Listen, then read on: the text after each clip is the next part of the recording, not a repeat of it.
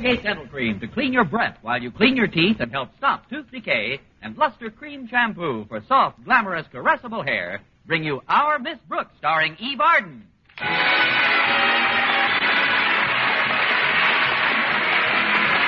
time once again for another comedy episode of Our Miss Brooks, written by Al Lewis. Well, the holiday season is practically with us.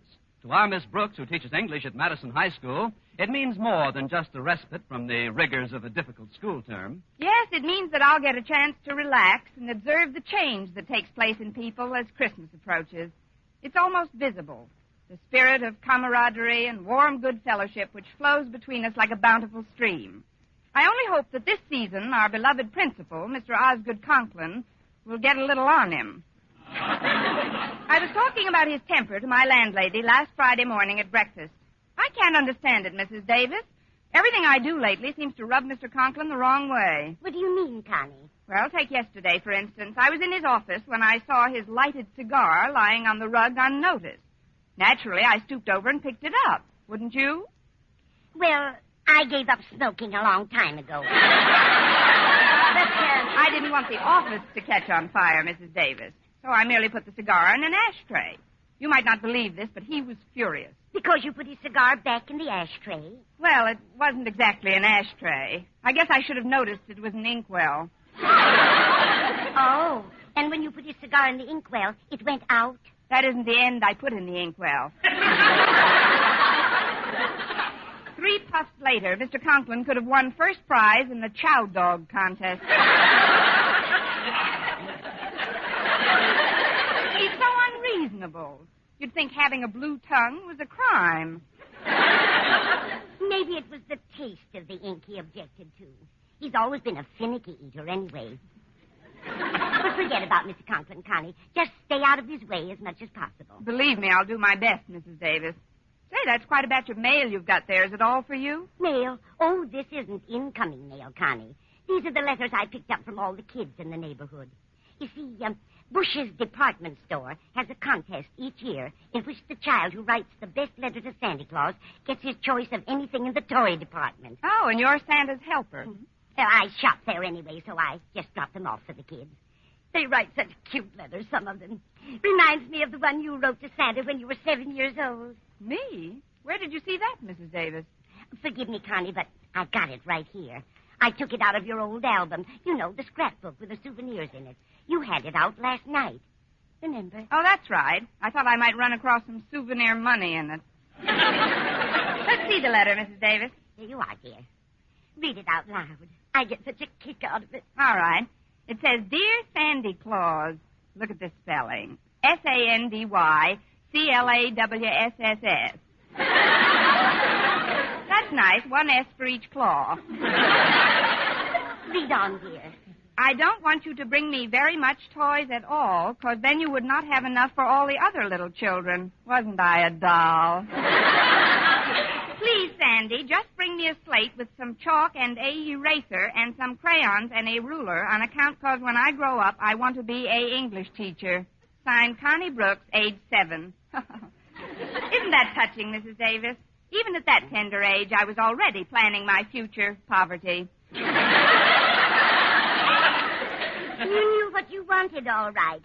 Now, I'll just set these letters on the sideboard and pour us some coffee. Here's your cup, Connie. Thanks, Mrs. Davis. I'd better hurry. Walter Denton is picking me up this morning. Can we give you a lift? No, thank you. I'm going over to Bush's department store. They have a contest each year in which a child who writes the best letter to Santa Claus gets his choice of anything in the toy department? How did you know, Connie? You just finished telling me, Mrs. Davis. Oh, so I did. Now, where in the world did I put those letters?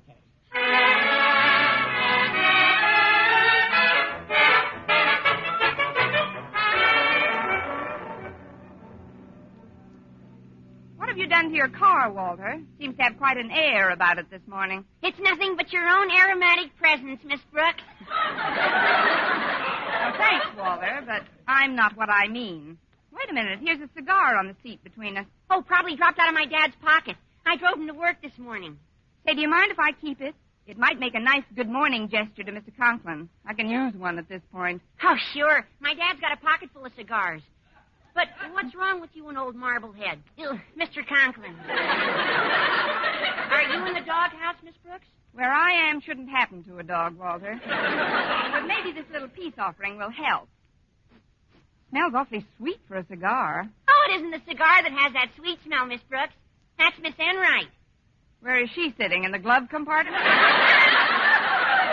I just dropped her off at the beauty parlor. She was wearing a new perfume. She said it was called Voodoo. Kind of clings to the upholstery, doesn't it? Just like Miss Enright. Oh, I'm sorry, Walter. I shouldn't speak that way about another member of the faculty. Forget I said anything. Oh, sure. I know there's no love lost between you two. Although Miss Enright did pay you a rather nice compliment this morning. She did? Yes, ma'am. She said she thought it was wonderful how you taught the subject of English. Miss Enright said that? Just before she went into the beauty parlor. She said that anybody who could teach a language to so many kids for such a long time, in spite of her obvious difficulty in speaking that language, should get a medal. Maybe the dryer will fall on her. By the way, Walter, did Miss Enright mention her reason for going to the beauty parlor so early in the morning? Oh, come to think of it, she did. She said she was going out with Mr. Boynton after school. But today's Friday, the day Mr. Boynton usually takes me to the zoo. Well, it's also a special occasion for Miss Enright. It's her birthday. And you know something, Miss Brooks? She came right out and told me her age. How old did she say she was, Walter? 27.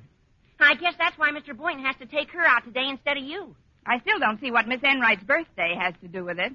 He didn't take her out last year when she was 27. Or the year before when she was 28. Miss Brooks, I seem to detect the presence of the green-eyed monster in this vehicle. She can't possibly be back from the beauty parlor yet. Oh, it just makes me mad, Walter, the way some women try to keep their ages hidden. Why, if anybody wanted to make it their business, they could find out my age in a minute. How old are you, Miss Brooks? None of your business.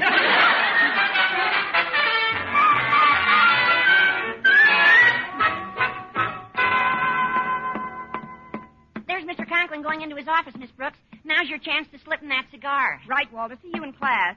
Good morning, Mr. Conklin. Good morning, Miss Brooks. Have a cigar? Cigar? Yes, sir. I just happened to have it on me. That is, a gentleman friend left it in my compact. Here. It's brand new. No ink on it. Thanks, Miss Brooks. Now, if you'll excuse me, I'll withdraw to the safety of my office while I'm still ahead. Yes. Goodbye, Mr. Conklin. Goodbye. Good morning, Miss Brooks. Hello, Miss Enright. Walter Denton tells me that today's your birthday. Why, yes, darling, it is. Happy birthday.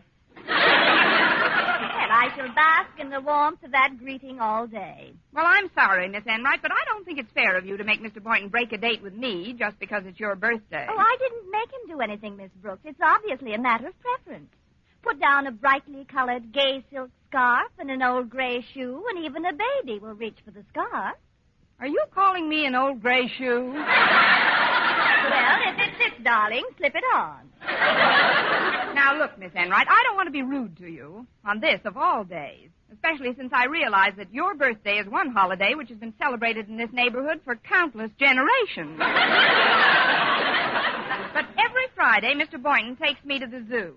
That's very cooperative, my dear, but if the zoo wants you badly enough, they'll come and get you.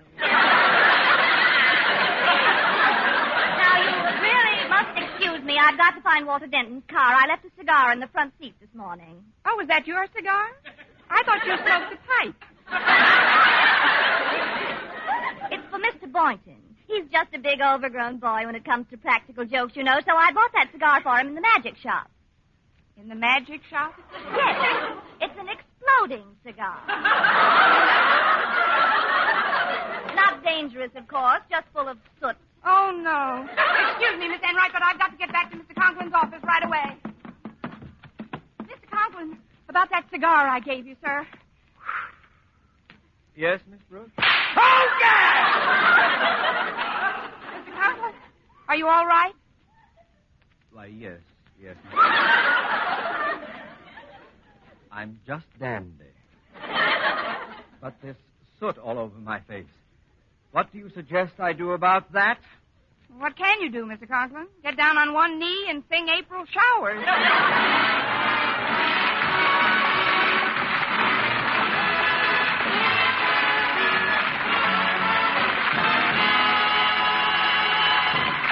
Our Miss Brooks, starring Eve Arden, will continue in just a moment. But first, here is Vern Smith. Now, proof that brushing teeth right after eating with Colgate Dental Cream helps stop tooth decay before it starts. Continuous research, hundreds of case histories, makes this the most conclusive proof in all dentifrice research on tooth decay. Eminent dental authorities supervised hundreds of college men and women for over 2 years. One group always brushed their teeth with Colgate right after eating. The other followed their usual dental care. The group using Colgate Dental Cream as directed, using Colgates exclusively, showed a startling reduction in average number of cavities, far less tooth decay. The other group developed new cavities at a much higher rate. No other dentifrice offers proof of these results. Modern research shows decay is caused by mouth acids, which are at their worst right after eating. Brushing teeth with Colgate as directed helps remove acids before they harm enamel. Yes, Colgate contains all the necessary ingredients, including an exclusive patented ingredient for effective daily dental care. So remember, always use Colgate Dental Cream to clean your breath while you clean your teeth and help stop tooth decay. Well,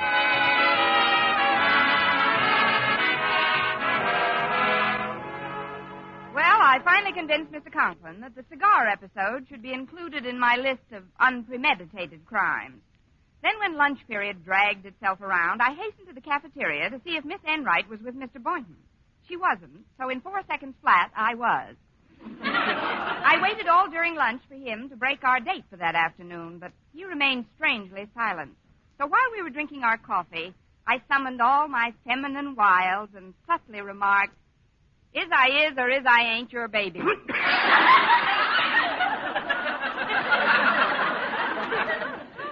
What did you say, Miss Brooks?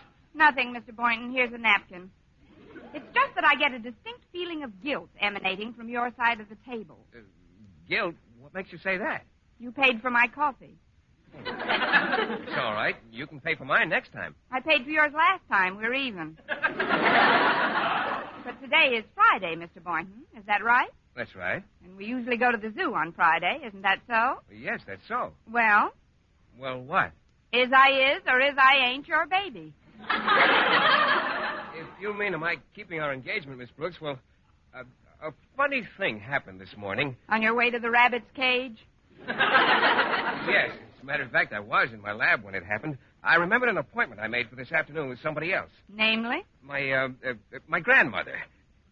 That's it. My grandmother came into town unexpectedly this morning, and I promised to take her out for the day. She's rather helpless, you see, because, well, she's quite far along in years. You're not just clacking your crockery, Doc. It so happens, Mr. Boynton, that I know your grandmother. You do? Yes, she's 27 years old, and she teaches English at Madison High School.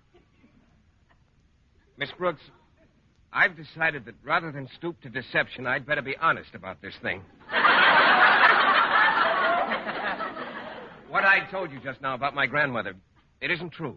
No.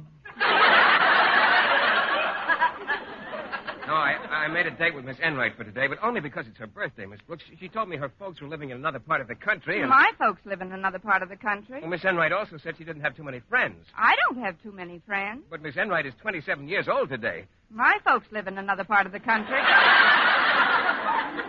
I'm sorry, Miss Brooks. I just didn't want your feelings to be hurt. Don't worry about my feelings, Mr. Boynton. I've sent away for a plastic set. Hi, Miss Brooks, Mr. Boynton. Hello, Harriet. How are you, Harriet? Would you care to sit down? There's plenty of room at this table. Oh, thanks just the same, Mr. Boynton, but I've got to take this container of coffee to Daddy. Oh, is your father lunching in his office, Harriet? Yes. He says he's too embarrassed to eat in public today. There seems to be something on his neck he can't get off. The Board of Education? It's some black stuff. He didn't want to talk about it too much. Here, Harriet, let me take that coffee down to him. But It's the least I can do. You sit here and chat with Mr. Boynton, dear. He's very good company today, loaded with stories. Well, all right, Miss Brooks, if you say so. Here's the coffee, and here's some extra sugar. Daddy likes it plenty sweet. Thanks, Harriet. I'll see you later, won't I, Miss Brooks? As we both get older, you mean?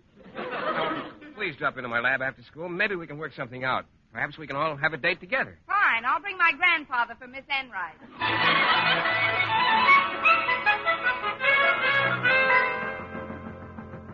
Come in.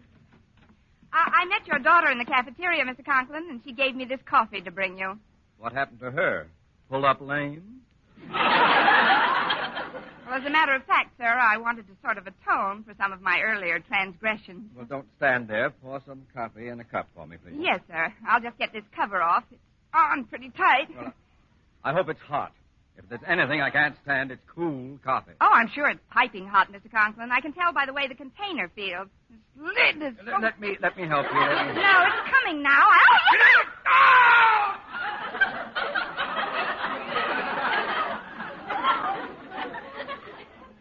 It is piping hot.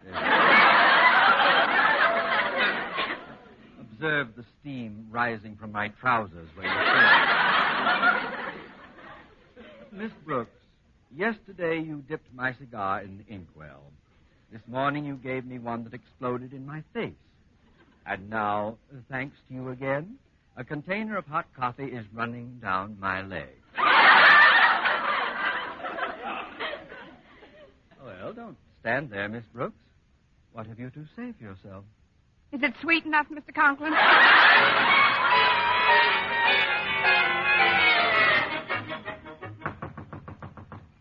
If it isn't Miss Brooks, come in.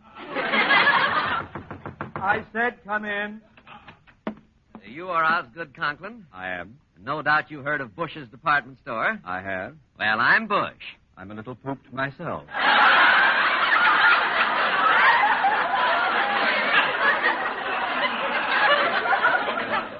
Sit down. I'll be brief, Mr. Conklin.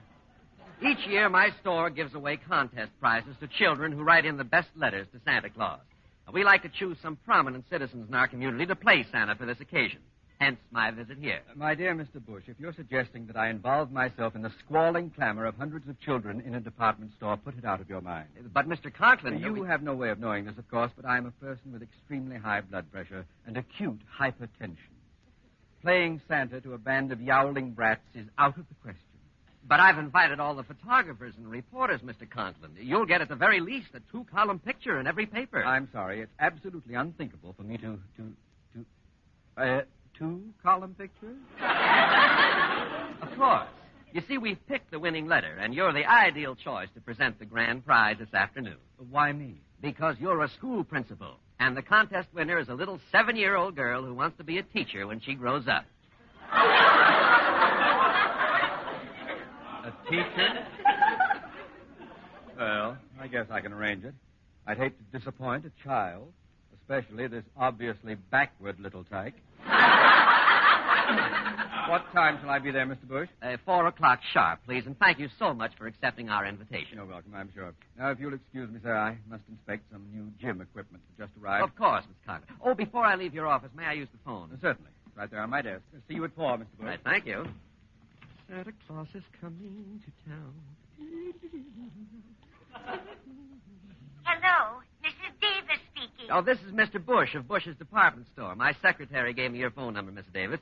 Told me what a grand job you've done of rounding up the children's letters in our Letter to Santa contest. I was glad to help, Mr. Bush. Thank you, Mrs. Davis. Now, there's just one bit of information I need from you. Do you know where, Connie Brooks lives? Connie Brooks? Certainly. She lives right here with me. Well, that's a coincidence. Could I speak with her? Not now. She's still in school. Of course. It's not 3 o'clock yet. As a matter of fact, I was just getting ready to pick her up. One of the students in school with her usually takes her home, but he's busy today. I see. Well, Miss Davis, you can do me a great favor. Instead of taking her home today, bring Connie right over to our store. What for? You'll see. What kind of toys does she favor, Mrs. Davis? Toys. Connie doesn't play with toys. Oh, the serious type, eh? Well, bring her over as early as you can, Mrs. Davis, so I can get acquainted with her. She'll probably warm up a bit after a nice romp in the sand pile. Now, remember, Mrs. Davis, don't tell her why she's coming to the store. I'd like it to be a surprise. It'll be a surprise, all right.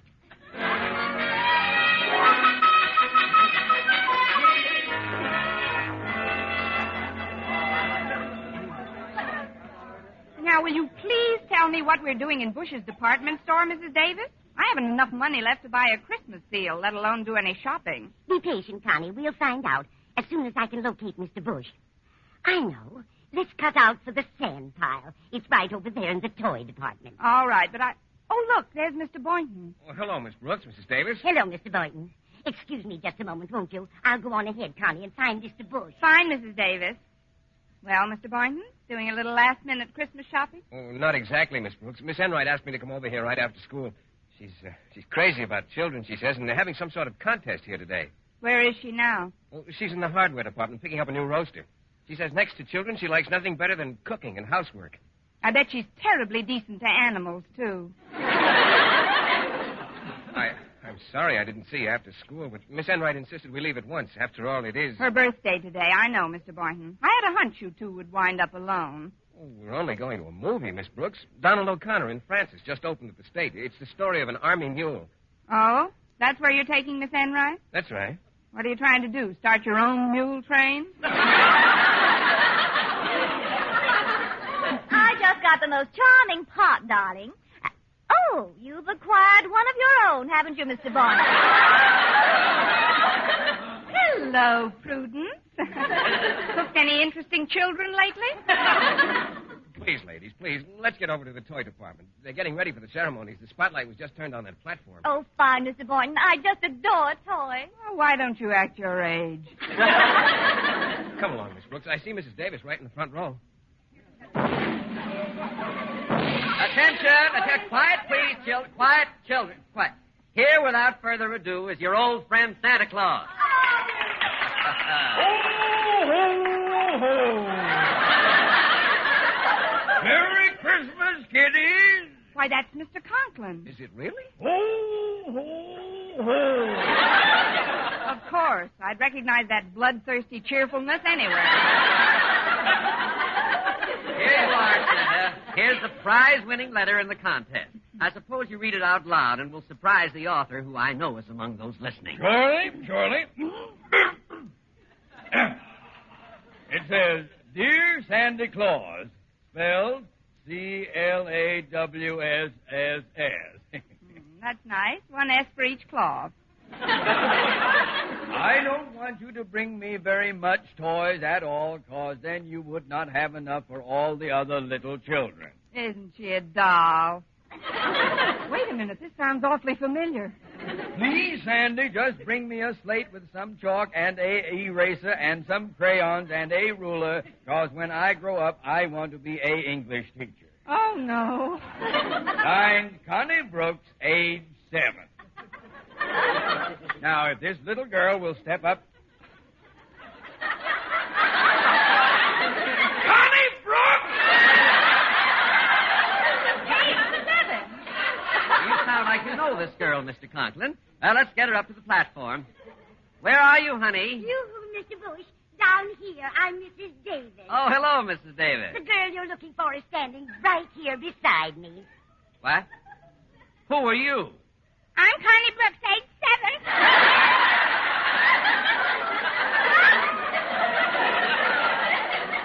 Miss Brooks, what's the meaning of this? Yes. What is this hoax? Oh, there was no hoax intended, gentlemen. Mrs. Davis must have absent-mindedly put my letter in with the other kids. When I wrote that letter, I was actually 7 years old. You were never that young, darling. Oh, this is terrible. The press and photographers will be here any minute. Give me that bag of toys, Mr. Conklin. This girl gets nothing. Now, hold on there, Mr. Bush.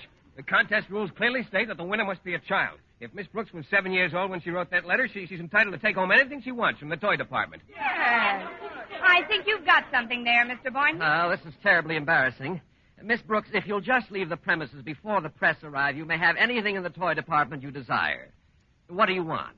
Mr. Bush, this is Mr. Boynton. Wrap him up.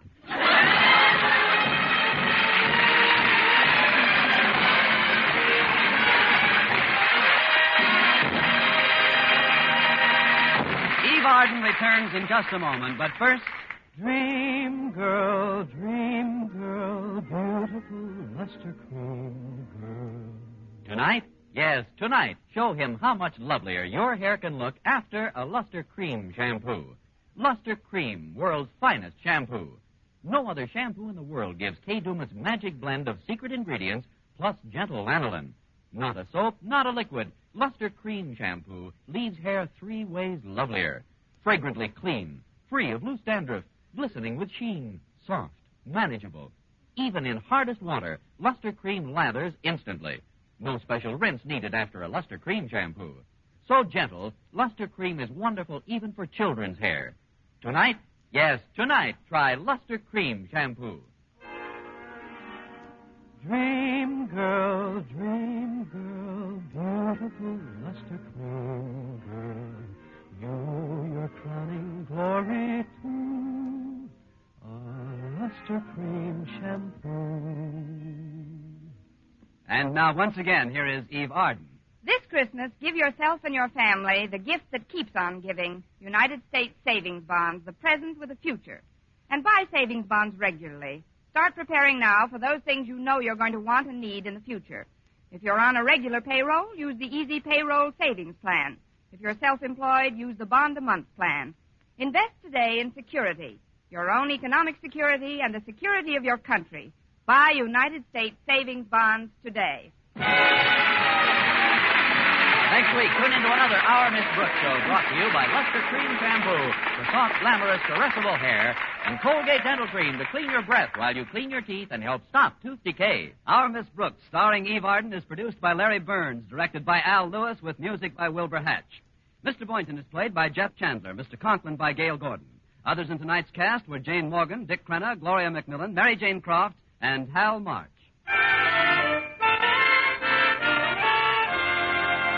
Here's good shaving news. 3 men out of every 4 can get more comfortable, actually smoother shaves with Palmolive brushless shaving cream.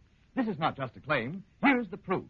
1,297 men tried the Palmolive brushless way to shave described on the tube. And no matter how they shaved before, 3 men out of every 4 got more comfortable, actually smoother shaves. Try Palmolive brushless yourself. See if you don't get more comfortable, actually smoother shaves the proved Palmolive brushless way. For mystery liberally sprinkled with laughs, listen to Mr. and Mrs. North, the exciting, fun-packed adventures of an amateur detective and his beautiful wife.